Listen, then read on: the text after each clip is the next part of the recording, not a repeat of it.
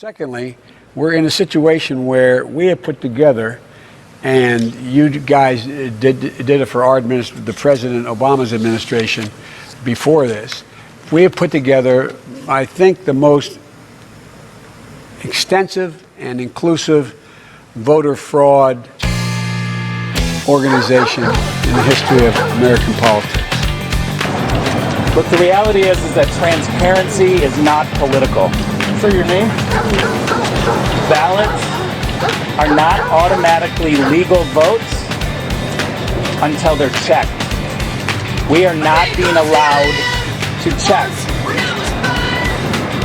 The Harry Reid machine recklessly threw ballots into the mail, and now we cannot check. Whether or not there are non-residents, which we have evidence, publicly available evidence, that you all in the media should be also looking at.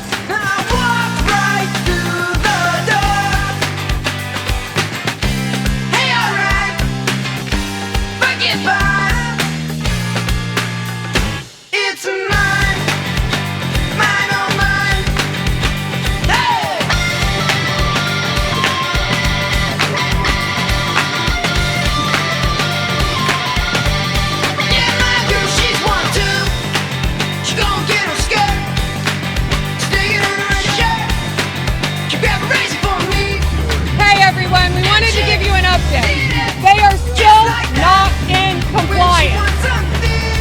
Our votes are being suppressed. We cannot count the votes properly. What's happening is they have moved the barrier up to 6 feet, but they took away the ballot machines that were in the front row and moved them to the back of the building.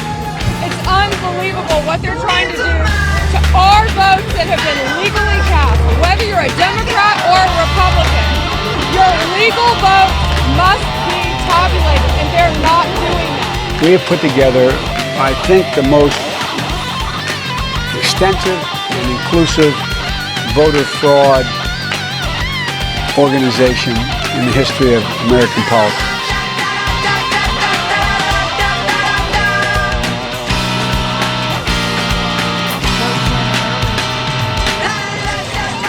Publicly available information that non-residents have voted.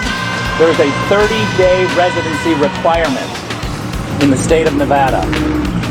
If you haven't been in the state for 30 days, it is illegal to vote.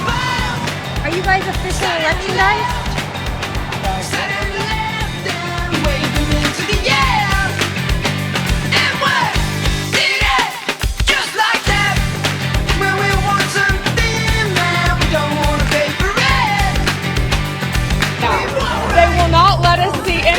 They're trying to drown us out now where we can't be heard. We're not going away.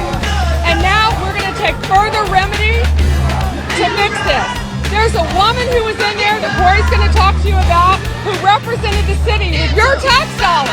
And he's going to tell you what she's doing.